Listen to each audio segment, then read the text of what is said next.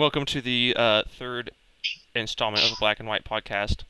Today we're going to be talking about solo stories, just funny or terrifying stories that we have from the various games that we've played of HPZ, and we're going to follow that up by some tips and tricks and stuff about solo gameplay. And then, if we have time, which I'm sure we will, since there's only 5 of us here today, we will talk about Reddit questions that a few people have asked us on Reddit. Today we have myself, Dylan Nelson. I'm Survo. I'm Ian.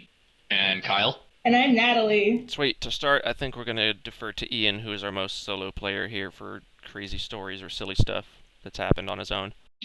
So I guess the most recent story of silly solo play was the final mission of Blast Spring Game. Oh god. Yeah, basically the mission parameters were we had to find a certain amount of points around campus and then go defend another point for like a ridiculous 5 minutes or something while a helicopter came and extracted everybody. So the humans all split off into groups, and of course Black and White went off by themselves, but the kicker was zombies had 15-second respawn times. So, of course, as soon as the zombies found us, found Black and White, we got hit hard and they never let up. So, we were up on a safe zone on the back of one of the bigger buildings on campus, and I popped inside because the doors were open, just to, see if there was a back way out of the building where the zombies weren't watching. And so I snuck around in the building by myself for a while and popped out the back. And the moment I leave that door and close it, the entire building locks. So I am stuck by myself, surrounded by zombies, away from everyone else.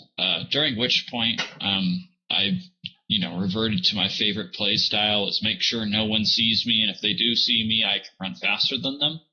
So I spent, I think, the last, half an hour of the mission sneaking around campus, basically avoiding all contact with zombies. I actually got within arm's distance of surviving the mission, but was not able to survive. So I found myself a nice little corner and put my rough cut in my mouth and pulled the trigger.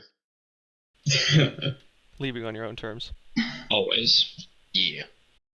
Mine is also from Final Mission of Spring, this most recent game, or 2014, and it was sort of solo. Mainly, it began as team. I was running with the core of Black and White squad, and we were behind Old Main, and things just really started hitting the fan. It was starting to get a little chaotic. We got buckled down on Eden's North, and it was kind of this ramp that is safe because it's used as an access to a door and it's kind of like a sky bridge area almost. So most of the rest of our team was stuck on that sky bridge, and we had a lot of zombies around us. And it looked like there was no way to get out because nobody in our squad had keys to the building. And it basically looked like, once you stop moving, basically it's kind of a death sentence. And we were locked down on mobility, but I saw a little opening between the sea of zombies. It was kind of like this little dirt path that went up right between two huge groups of them. I started shimmying up to the edge of the sky bridge. So I see that there's that little dirt path between two giant groups of them, and I wait till everyone's just kind of looking around, not really paying as much attention to us anymore. And I sprint. I make a dead sprint through all of the zombies and run up that little dirt path and run behind Old Main. And the only person who gave chase to us was, oddly enough, another one of our team members, Corey. Or gave chase to me, because everybody else just wanted to sit there and get tags on Black and White if they could. Because I was on Gray Squad at the time, actually, technically. And so I'm looping around, and I'm hoping to create like a diversion for the rest of the team so that they can potentially get off the wall or the sky bridge area. And so I run around Old Main, screaming my head off, stunning as many zombies as I can. And then I get to the other side, and I start screaming my bloody head off, trying to get as many zombies off of that giant horde as I could to come, just stupidly come after me and, try to kill me instead of them, because I was obviously being an idiot. So I tried to do that. I mean, obviously it wasn't as successful as I wanted. I got maybe, 5 or... I don't know exactly, 5 or 7 zombies off of them. And I went down in a blaze of glory, I guess, just trying to shoot as many as I could and create a diversion tactic for the rest of them, because honestly I wanted them to live more than I did. Especially, Nick, oh my gosh. And Dylan actually went down a little earlier, but I was really torn up about that because I really want to see Dylan live. But I remember seeing that from across campus, Natalie. That was fucking rad. It was the coolest thing to watch. Yeah, I felt I think that was the most invigorating moment of HVZ I've ever experienced in my whole entire life. Because I just felt I don't know, it was this crazy feeling being in such hardcore combat, I guess. There's something just about, being in a corner surrounded by zombies, just having to run full sprint that's just so invigorating and fun. Especially through a group. It's fuck everybody in the club, I'm going straight through you, and when you get out the other side, it's I cannot believe I am through the group, and usually it's because the zombies are just too stunned that you're charging straight through them. Yeah, I can't believe that I managed to sprint right through, a group of zombies. It's amazing how many people will just stop and look. Yeah, I cannot believe this is happening. Oh, yeah. In one of the mini games where it was either fresh after Ian and I got on Black and White or while we were in the process of, we were in Sacktap Alley and we came up against Brooks and his small force of zombies, and Brooks decided to taunt us and say, pick a direction. And Dylan, you just said, you pick a direction. We charged him. Yeah. Yeah. So, I guess that in a way, well, it doesn't really segue all that well, but I guess we're on to my solo story now. So I guess mine is, it would have to be, if you guys followed podcast number 2 where I talked about the Nemesis mission, it was actually during that same mission. The squad that I had, we were having fun down at the Nemesis Circle, and stunning a bunch of blues and letting the zombies take them and all of that, And so, and throughout this whole time we were keeping up, or at least I was keeping up good communication with the other half of Red Team up at the Victory Circle. And so, after a while of having fun down at the Nemesis Circle, I noticed I wasn't getting any transmissions in reply from up at the Victory Circle. So I just kind of assumed that the worst had happened and they all got tagged or were just unable to carry out the mission. So I turned to my squad and said, guys, we have nothing more to do down here. We got to go take the Victory Circle. So we went, not the route we came, but instead we went in front of Smate, toward the chem building, and to try and approach the Victory Circle from the north side. And the rest of my squad went up on the stairs that are right beside Smate, whereas I was in the woods, right in between the, what do they call it, the water maze? I got to about in between there and the metal triangle, and we got engaged by a couple blues. And so I got stunned, and a couple other reds got stunned, and zombies were running at them. So I hunkered down in a bush, and I heard a bunch of blaster fire and heavy footsteps and screaming, and I was just like, oh, well, great. My victory circle squad is now gone. Not a good sign. I'm on my own here. So I managed to huddle in a bush and kind of get away from the action while I waited for my stun time to come up. So I was sitting there balled over my blaster, covering up my armbands, just no, don't look at me. And so after my stun time got up, I waited a little more, just kind of waiting for zombies to go about and do their thing, because as I discovered while sitting in the bush, one of the zombie spawn points was the metal triangle, of which I was less than 30 feet from at the time. So if I chose the wrong time to move out, it would have shortly ended in me getting tagged. I finally picked the time to go. As I popped out the bush, I see who was it? Ian and Brooks with their bands down, walking towards the triangle to respawn, and they just give you the most incredulous look as I trot south toward the victory circle. And I was fully expecting them to give chase, but they didn't. So I kind of trotted my way there. I think I stunned one zombie on the way there, and a lot of zombies noticed me running in and looked at me. And I guess they figured I was doing mod stuff or whatever, because they didn't really start, taking that aggressive stance that a lot of zombies do when they're about to chase. They didn't really take that stance until I stunned about 3 zombies on my way into the victory circle. I think as I ran in, I was stunning zombies the whole way, and I went up onto the victory circle for 10 seconds or so? We were like half a minute away from winning, and I got 10 seconds. Yeah, it wasn't long before they caught on. So it was yeah. There was just a whole bunch happening. So in the time that I was in the victory circle and leading up to the victory circle, I think I stunned like 15, maybe 19 zombies before I got tagged, and it felt really cool. Just kind of popping away at everybody with my trusty Raven. It was kind of a blaze of glory thing like Natalie's as well. I just wish I would have lasted a little longer to clinch the victory for Red. But instead, nobody won. Dude, for unspecified reasons, we totally should have won that. Yeah. I don't do a whole lot of solo stuff. I'm kind of more of a team person. But I did have one opportunity to go solo, not actually during a WWHVZ game, but during one of our yearly LARPs that we do, kind of with our friends and stuff. For those of you who have seen our Tumblr recently, blackandwhiteforlife.tumblr.com, shameless plug.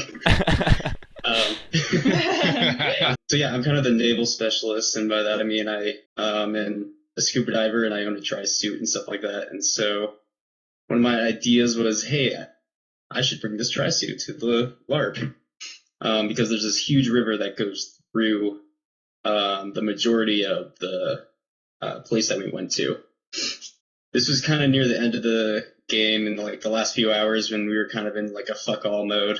I know some people just went into hiding and stuff, and I decided, hey, I'm gonna don my dry suit and just go romping around in the river and shooting zombies and stuff like that. So I kind of just left the team for a bit and did my own thing, did a little surveillance, I'd like to say, but really I was kind of just floating down the river a bunch.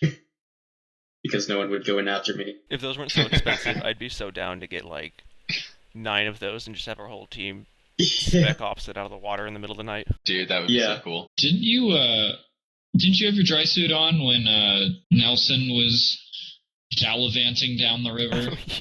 Yeah, okay. So Nelson Moon and Chris Pop Charlie, 2 guys on Umbrella.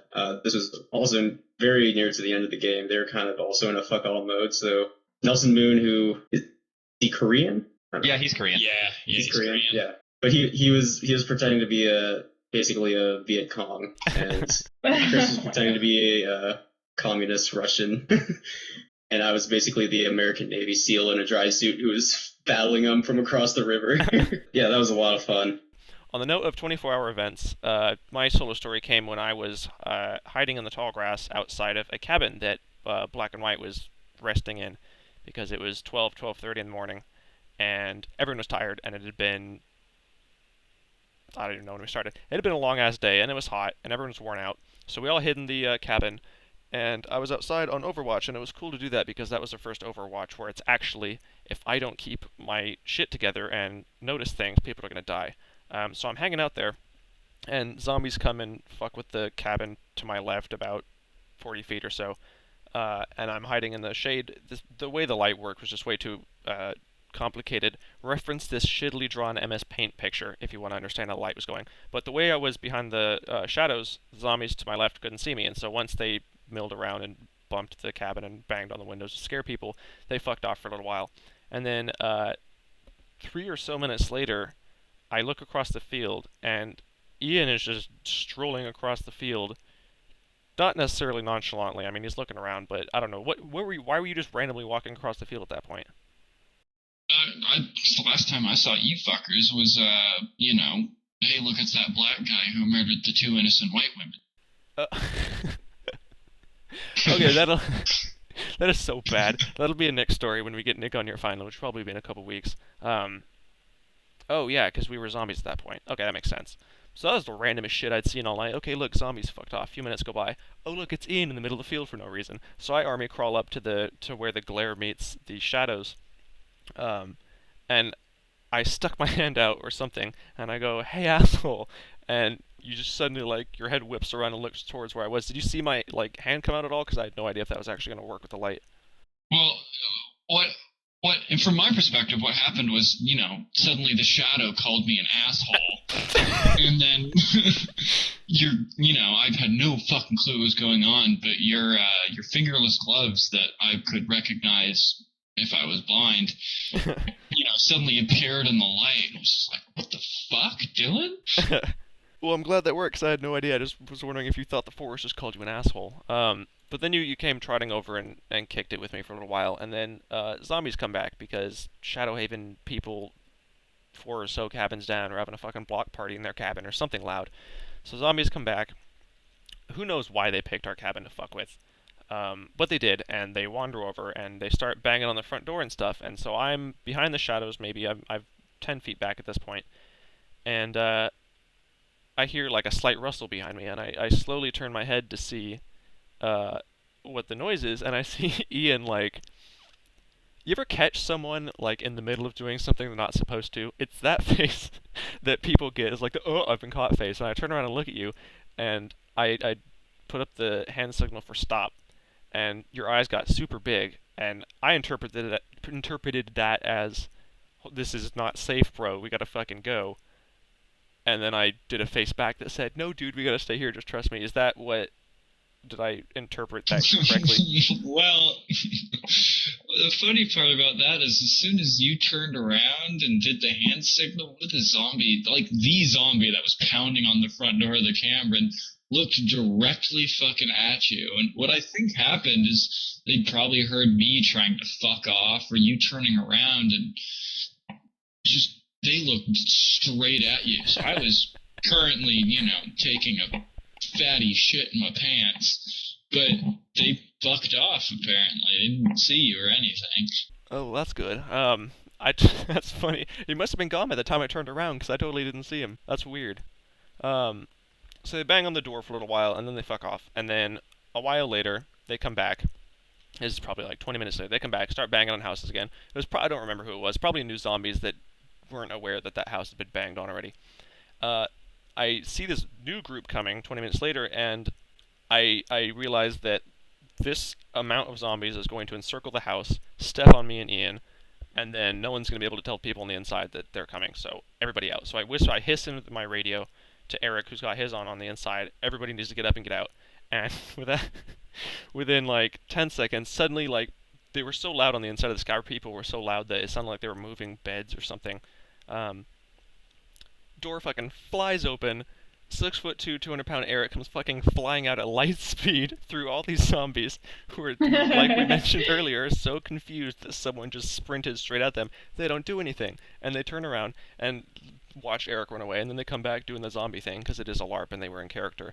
And as they do that, it's like someone tilted the house upside down and were shaking out black and white members. So people just come flying out this door, and when the radio command is given to scatter by whoever it's given to, that means that everyone starts at one point and picks different directions, and you literally just run off like everyone is on fire. And so that's exactly what happened. Eric came bolting out, zombies were stunned that happened, turn around and see black and whites pouring out this door. I think there were like 4 of them, going every single different direction. And Ian, you were gone so quickly I didn't even see which way you went. But I'm counting the people coming out, and I realize that someone's still on the inside, and I can also hear them wrestling around in there, so I run to the front door and go, "Hey, we gotta get the fuck out of here, what's the holdup?"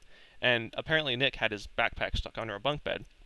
So as soon as he comes out, once the zombies are done being stunned that everyone just ran by them, I grab him and drag him into the shadows, and I guess they didn't see us, because they didn't come right to our side, they came to the other side where Ian bolted from.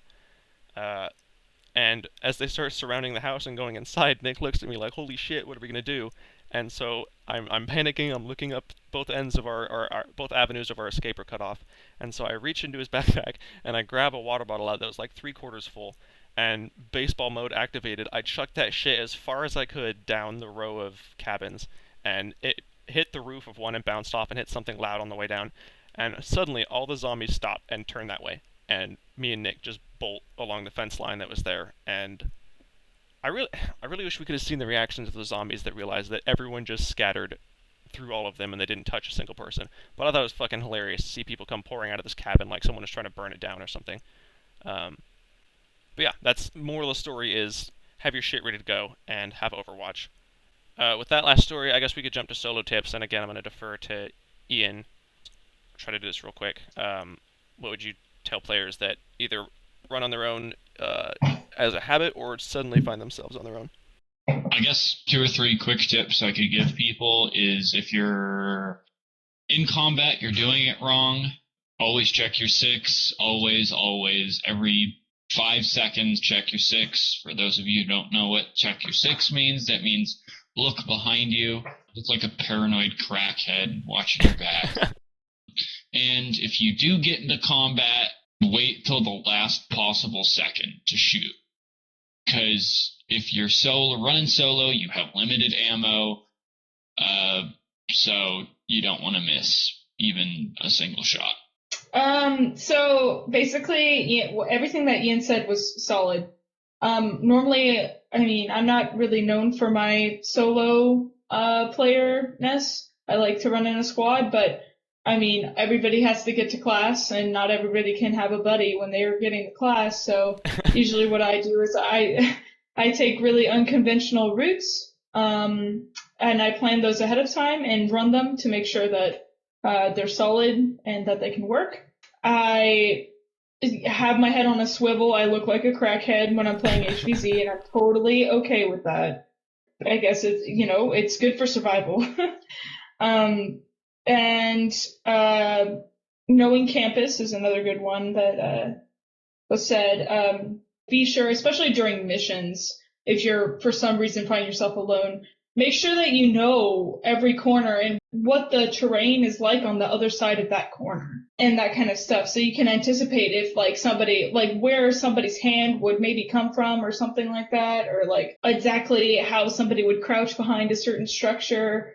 Those would be my suggestion. That was a good point. I mean, again, I'm not a solo player, so mine are going to be tailored towards people who are either not comfortable, not used to running on their own, or are suddenly on their own for whatever reason. You had a good point to not take corners really close. Something that I think a lot of people who do any kind of range sports, be it airsofting or paintball or laser tag or whatever, don't understand is the difference between the enemies you're fighting. And by don't understand, I don't mean they don't know they're zombies, but you don't need to, if you take a corner in sections like you would in a ranged game, you don't need to do that right up against the corner like you might in airsoft or paintball. Simply because there's no one shooting at you. The only attack you're going to get is one with an arm's length. So if you take a step or two back and take a corner wide every time, I wouldn't even say 9, 10 times out of 10, that'll keep you from getting an arm suddenly appearing around the corner and slapping you in the face. And then my other solo tip would be, when you're on your own, you gotta understand that you are on your own. Thus, you have no one to support, you don't have anyone to keep up with, you don't have anyone to communicate with. So just, if you're not comfortable with it, just slow down, take a second, and take a breath. There's dozens of times where I'm on my own in footage, and you'll hear me say aloud, like, okay, I'm on my own, and I take a breath, and I just chill for a second. And then I go at my own pace, doing whatever I know I'm capable of. I don't need to go over the top for anyone. So just do what you're comfortable with, and don't, if you're worried about it, just hang out for a second. There's no hurry, unless you're trying to get to class. There's no hurry. Gather yourself, and then take your corners wide when you need to. I got a couple pieces of advice as well. Main one, and it's easier said than done, but don't freak out and don't lose your shit. Because, like Dylan said, you're the only one. No one can help you if you're in a mess. So really try not to lose your shit. I mean, a lot of that takes training. One of the reasons I'm one of the calmest people on the team is because I was trained to be calm in bad situations through diving and all that. The calmer you are, then the better off you can be when you're in an uncomfortable situation. I just want to say that explains so much how you were calm as fuck. Because, yeah, if you freak out when you're diving, all you're going to do is use air faster, huh? Yeah, use air faster and make a mistake that could potentially kill you. That explains so much. That, and also always err on the side of caution. Like, if you're given the choice between running through red square or around it, always choose to run around it. Unless you're, like, really late or something. Or you're ballsy confident as in your fuck. abilities. Yeah, exactly, or that. I know in a lot of the solo work that I've done, one of the things that has helped me is let's see. I actually got multiple come into my mind just now. One of them is look like you're not important. And what I mean by that is keep cool, I guess. You don't need to act all amped up like you're in an engagement the whole time, because you're not engaged in 100% of your HVC gameplay. So if you have a time to relax, go ahead and relax. Just go ahead and take it easy, maybe even slow down to a walk if you want to, and don't check your shoulder every 2 seconds, you know. Just keep your cool and try and feel as small as you can, because that definitely helps a lot with being able to just have zombies generally not notice you as much. They'll sooner go for someone that's trotting along on the bricks rather than someone who's just walking nice and slow and casual. My second part is keep moving. It's served me well, and I know I've been able to out-endure several zombies. I mean, I can't outspeed zombies, but when it comes to distance running, I'm pretty all right. Movement is really essential. Like, you don't want to get caught on a door. Like, if one door is blocked, go and try another one. And while you're inside the building, just try and think of a way to fake them all out and get them to go to the wrong door so you can make your escape, you know? And so movement is definitely a valuable asset, especially if you can fool people into thinking they know where you're going to go. So keep calm and keep moving. I mean, not to take like a shit on you, Kyle, but I kind of disagree with. I mean, I definitely understand, like, in a lot of cases, what you said is really, really important, especially, like, if you haven't been engaged by a zombie yet, making sure that you don't look important is really important. But I think once you get engaged by a zombie, try and look as fucking intimidating as possible. Really, like, rack your blaster. I mean, I always throw my black and white bands up. I just try and make myself look as fucking dangerous and battle-ready as possible. And a lot of the times, especially if it's a newer zombie, we'll just kind of go, fuck it, I'm going to get stunned by this person. Yeah, I keep my blaster trained on them. But I definitely agree with movement is definitely a good thing to always have, especially if you know that you're in an area with zombies. I think if you're in an area where you don't think you're going to encounter zombies, you're fine, you know, popping a squat for a little bit, especially if it's in some trees. My advice wasn't really including combat, just saying. I also think that the contrast between those two pieces of advice is something important to note, is that the same pieces of advice won't work the same for different people, especially if they're different playstyles. For example, Ian's a scout, therefore he's usually on his own, where he knows that looking as scary as he can might deter zombies, whereas Kyle might not have had that experience because he's traditionally more squatty. So I think that kind of illuminates the point that do what you can throw this all out the window if you found that you know something that works better for you, and that's what's important in the end, because you are on your own and you got to do what you can do, what you know you can do, and what you know works. I can totally think of some relaxed players who, if they tried to look intimidating, they would just make the zombies laugh. Like, oh yeah, oh dude, Nick, Kevin Pringle. Nick. Kevin Pringle, dude. Actually, I found the most badass picture of Kevin. Fuck, I'll show you guys later. He looks scary as shit. Oh. Definitely one of the best players in HBC.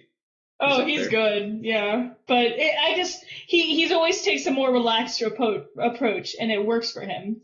As opposed to, like, the intimidating factor definitely works for some people really well. Like Ian, for example, and I put on my game face too. Like I try to make people look like they don't want to fuck with me, but Before we jump to questions real quick, there was one more that I wanted to throw in here that I didn't hear mentioned, and that's to trust your instincts. Human beings have instincts for a reason, and I mean everyone's heard or has that story from whatever, HVZ related or not, where they say, and I just had a feeling that said don't go in there, or I just had a feeling that said check one more time, or I just had a feeling that said don't let your dog play with that one, or whatever. Humans have instincts for a reason, and it's because it's kept us alive for however many years humans have been around.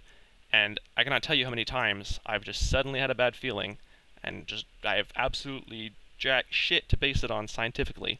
But when we get to the other end of the situation through another route, it turns out that that was the right decision. Could it be gathered from experience, and I know I shouldn't go up Sack Tap Alley on my own anymore? Probably, but it's also got to do with instinct. And I'd say more often than not, if you don't listen to your instincts, you're going to pay for it. I don't know if you guys have experience with just suddenly a feeling says don't do this. All the time. Every single game I've ever played. I think it's what keeps me alive a lot is like, I don't know. It's just, I agree. Yeah, I do too. I rely a lot on the senses, and I guess that's kind of like a sixth sense, I guess. But like generally, if I know that something, like, I mean, if I hear something at a distance, I'll know not to go over there. But as far as like stealthy zombies go, when you get that kind of that tingle, that just, that feeling that like I'm being watched and I'm not gonna go over there. Yeah, it pays off sometimes. Yeah, definitely. So we had a couple questions on Reddit on our from our last video, which we're gonna answer here. And the first question we had was these are all questions that we've had as mods. So these aren't as players. It's as moderators who've been running a game for 3 or 4 years. What do we think about the following? The first one is, what do you guys think about special zombies or zombie power-ups? For example, can only be stunned with socks or megas, or shield-bearing zombies or stuff like that. What do you guys think about special zombies and their effect on the game? Shield zombies OP, but I'm a guy that is more or less just like fundamentally against enhanced zombies in a way, because it just adds a lot more confusion to the game, and it makes for a lot more disgruntled players, and disgruntled players lead to frustrated and angry moderators, and yeah. Vicious cycle. That's keep it simple, stupid, is how I... I think sometimes zombies need a little extra push. I think if you give every zombie a superpower, it's going to be dumb and the humans are going to die way too quick. But I think your simple alpha zombies, just mobile respawn points, are great. I think they're awesome. Love it. I think there's a time and place for them. I think if zombies are massively outnumbered, like Ian said, I think that's a good idea. The key, especially for moderators that play human more, the key to getting happiness through balance in HVZ, I think, is to understand that zombies are human people as well, and they're going to get pissed off if they're getting steamrolled. But I think the key is to not overdo it, because, for example, I don't remember when it was, but we had some Fairhaven mission where as one of the mods, I was an alpha zombie that anytime someone came back and tagged me as a zombie, they'd get respawned instantly. And looking back at the footage, I was pushing way too hard. Chris literally ran over at the back of Fairhaven. So I think balance with that one is what you want to shoot for. Yeah, I mean, Definitely. there's definitely, like, I think times and places. For example, a really bad example is I think Ashton's Ultra zombies. Some bullshit. Yeah, there were zombies that could only be stunned by special socks, and we stunned one of them, and then we lost both the socks, and everyone died within a few minutes. I think it really depends on the situation, what certain things call for.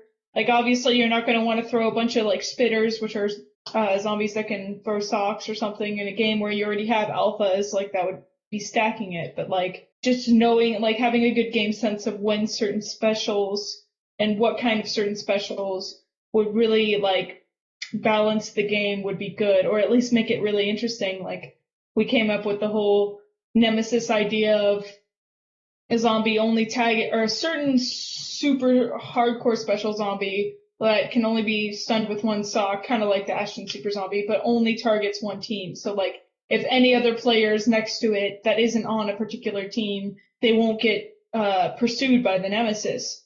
But hell, if they have a certain team like logo or patch or band on or whatever, that the Nemesis is supposed to be hunting that day, they will get hunted down. And we haven't really run that in a while, but I think at the time it was like a terrifying but like awesome thing, an exhilarating thing, and a lot of people really enjoyed it. So I guess it really just depends on the circumstance, which supers are called for and which aren't.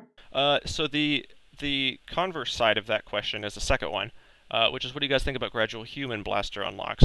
I guess we could broaden this to human unlocks, period. So socks, single shots, maybe things that take out groups of zombies instead of a singular one. Logistical nightmare is what I think of. As a moderator, I just think, well, how in the living hell are we going to keep track of that? It's just it's too much.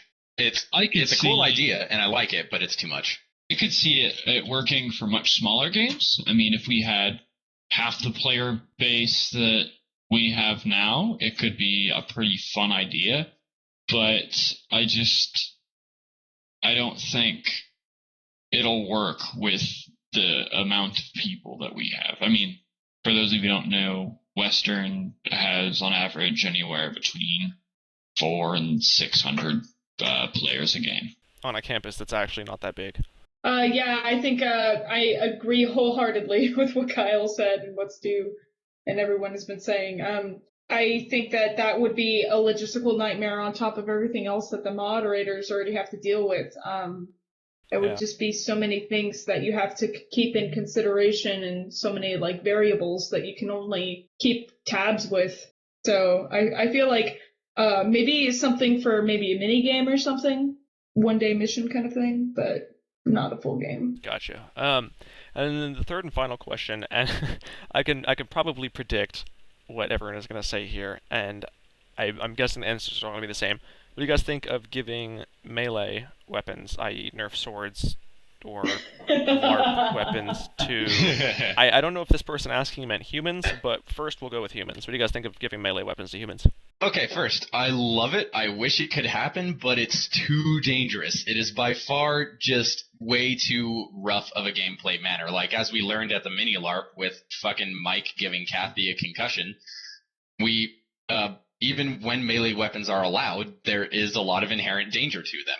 And I think if we employed melee weapons, a lot of people would get really turned up in a do-or-die situation and overhit and cause a lot of injuries that are completely avoided if we kept melee weapons out of it. So, like, I agree with Kyle, everybody here. That would be, as much as, like I really, really enjoy melee weapons, and they're like my favorite things to use ever. I feel that on a campus, especially like Westerns, which is full of hippies already. I don't mean to be rude, but damn. It's a demographic. Yeah, we already have a whole lot of, I guess, flack from some of the Western communities about the violence and war-like I guess, images that our game invokes to some bystanders, and I can kind of see where they come from, but, like, I feel like melee, like, if we started bringing in melee, especially with the threat of overhitting, I feel like that would be just a huge, huge thing to deal with, and although it's fun as hell, I feel like that would definitely just be a thing to be left for LARPs. Yeah, and also kind of like Blaster. I love melee also, but having to deal with, say, 400 melee weapons and checking each and every one of them to make sure that they're all soft enough to be good enough to hit, that's a lot of...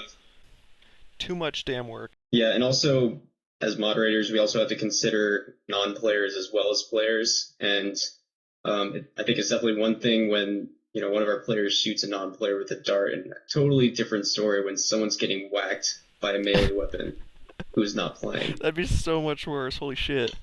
Yeah.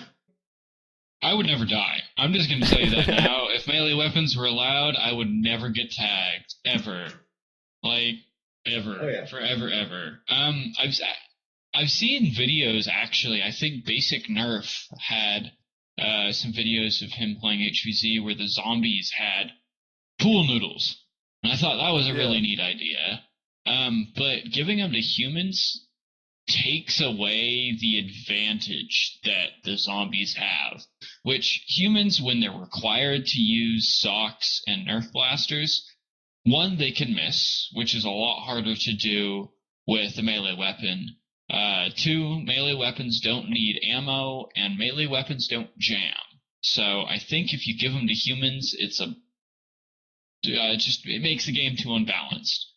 But I actually kind of liked the idea of giving pool noodles to zombies, maybe even just special zombies, because it gives them a reach, which I think was pretty neat.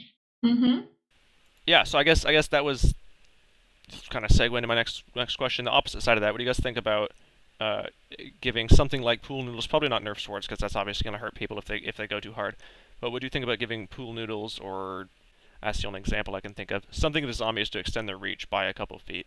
I think pool noodles are pretty awesome, and if you limited them to just being like special zombies of some sort, or if you made it like a point cutoff, like a zombie that has scored 15 points can now get pool noodles if they want them, or something like that.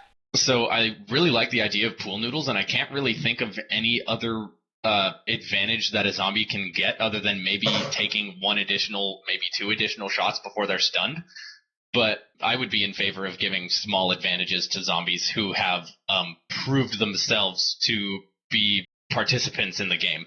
Yeah, and that might add an incentive for people to not just suddenly rage quit once they get turned zombie, which is not necessarily a bad thing, but that's definitely something that moderators have to contend with. And I think if there was an incentive, hey, you get this funny, awesome foam thing to slap people with if you get X amount of tags, that might keep players in the game a little longer than currently happens. Yeah, the only downside that I would see to this idea, just as a moderator who's trained to kind of think about it in like a logistical aspect, I feel that pool noodles would just be another thing that we have to supply to the players. I mean, I feel like if we had a really efficient and good system going, I feel like that would be awesome for zombies. So Reddit user Niftide, I hope that addressed some of your questions that you had for us. I think that's also all we have time for today. I'm trying to keep it under an hour. If anyone else has questions, put your questions in the comments of wherever you see this video posted. I'm sure we'll track them down. Again, or you can follow us on Tumblr and drop us an ask. Second shameless plug. If you want to watch any of the other footage, all the footage that we've referenced is on my YouTube channel. Yeah. There you go. Thank you for joining us for the third of 3 so far podcasts. Hope you enjoyed. And if the world doesn't end, we will see you next week. Everybody say bye. Bye. Bye bye. Ian, say bye. Don't be rude. Off the team. Bye, everybody. Bye.